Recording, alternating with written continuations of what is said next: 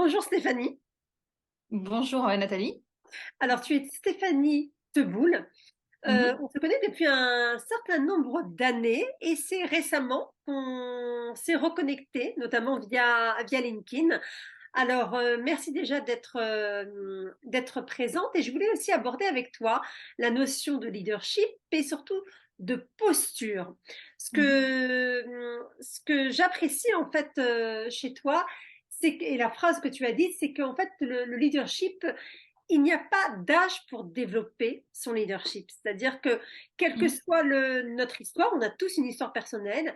L'endurance, la volonté, la vision fait que à tout âge, on peut développer son leadership. Alors, tu as évolué dans de nombreuses années au niveau de la formation. Tu as auprès des étudiants. Les étudiants, tu les connais bien. Tu connais bien leurs exigences aussi. Tu connais bien leur quête aujourd'hui.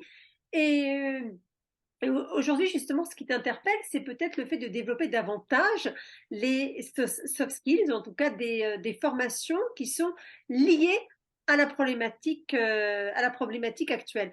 Et ce que j'aime bien aussi, tu t'es définie comme une étudiante de la vie.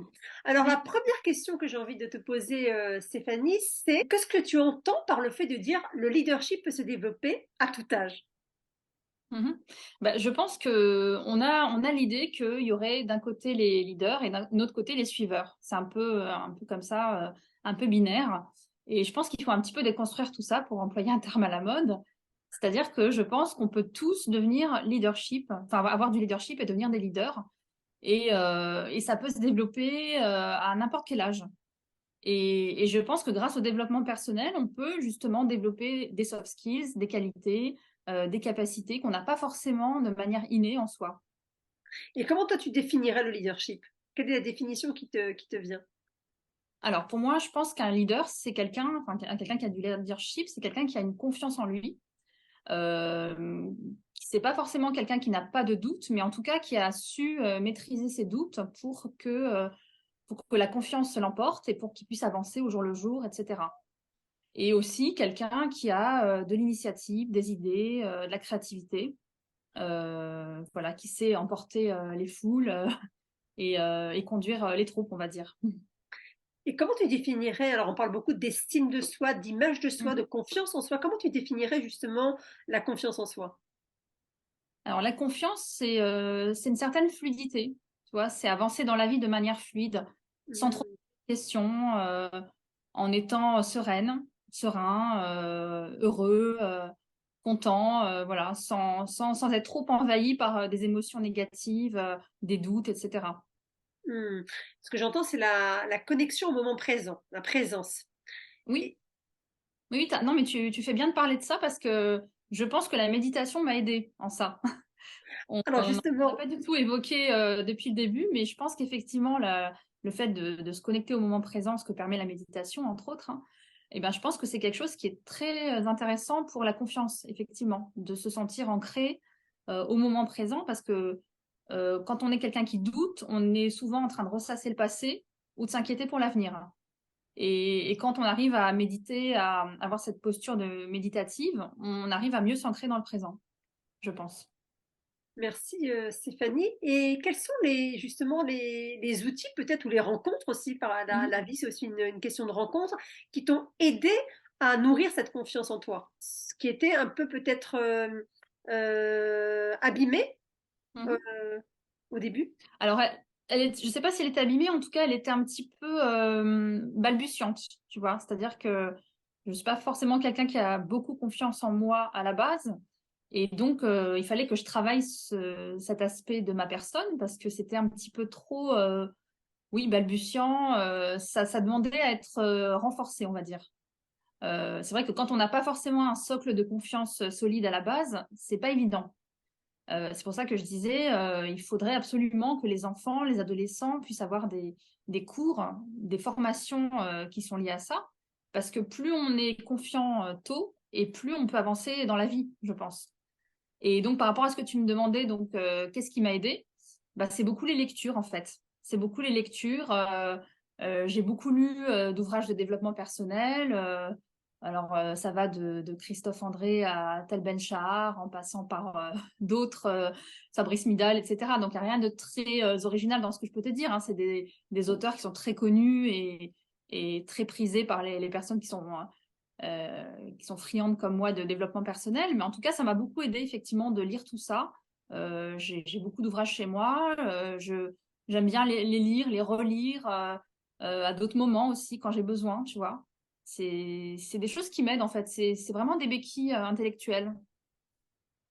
Merci Stéphanie. Et c'est vrai, sur ce chemin de consolidation de confiance en soi, bah, Mhm. parfois on peut être confronté à une baisse de motivation, à même une envie parfois bon, de lâcher en fait, d'abandonner. Mhm. Voilà, c'est le mot qui me vient, d'abandonner. Qu'est-ce qui fait que toi, tu as eu toujours cette volonté de croire en ton leadership, parce que tu as du leadership.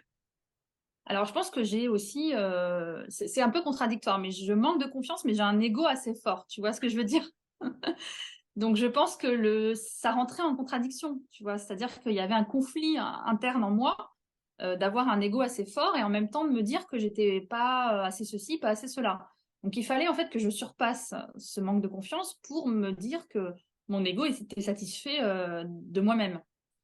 Donc, je pense que c'est un peu l'ego, c'est un peu l'orgueil, effectivement, qui fait que la volonté de se surpasser, tout ça, de se prouver des choses, c'est un peu ça, ouais. La volonté de te prouver des choses ou de prouver des Oui, choses peut-être à d'autres personnes. alors d'abord à soi-même, je pense, me prouver à moi-même des choses, Mhm. et après au reste du monde, on va dire, aux yeux des autres. Mais sans rentrer non plus dans le fait de devoir tout le temps prouver, parce que c'est vrai que ça peut être un écueil. C'est-à-dire que quand on veut prouver des choses, on peut être constamment à vouloir prouver, prouver, prouver. Mhm. Au final, on vit plus parce qu'on est tout le temps dans la démonstration. Et moi, je ne veux pas forcément être tout le temps dans la démonstration de force. J'essaye de m'autoriser aussi à être moins performante parfois, à montrer mes faiblesses, etc. Bon, c'est pas forcément évident, mais j'essaye. J'entends la notion de vulnérabilité, en fait. Tu t'autorises à Oui. être plus vulnérable. Et qu'est-ce que ça t'apporte justement, être plus vulnérable, notamment dans la création peut-être de liens euh, Mhm. avec les autres? Alors, c'est pas évident parce que toujours la vulnérabilité, ça reste pour moi corrélé à le manque de confiance en soi. Ah, Comment justement mettre en avant une vulnérabilité positive et non pas une vulnérabilité négative dont les gens pourraient se servir en mal, etc. Donc ça, c'est encore quelque chose que je travaille, hein. Tu vois, j'ai pas forcément les réponses. Euh, Ça reste encore une zone un peu floue et à travailler, oui. merci beaucoup pour cet échange, Stéphanie. Merci pour ta constance, j'ai envie de dire. Voilà, c'est par rapport justement à ce sujet de confiance en soi. Ce que je note, c'est la constance que tu as, le fait que Mhm. la vision aussi, la vision que tu développes, parce que tu as aussi beaucoup de créativité en toi, d'idées à développer, à créer, à concrétiser, de par notamment voilà, les expériences que tu as reçues, mais également de par ta propre personnalité.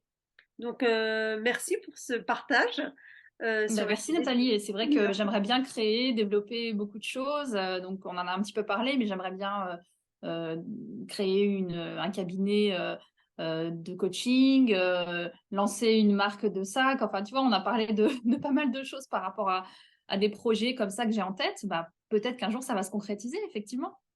Alors, en tout cas, merci, parce que le mot qui me vient, c'est justement s'autoriser. S'autoriser à Mhm. rêver, mais également à réaliser. C'est-à-dire C'est ça. que, voilà, et pour ça, j'entends bien le socle de la confiance en soi pour justement développer son leadership et aussi inspirer les autres, c'est-à-dire donner aussi la permission aux autres de faire pareil.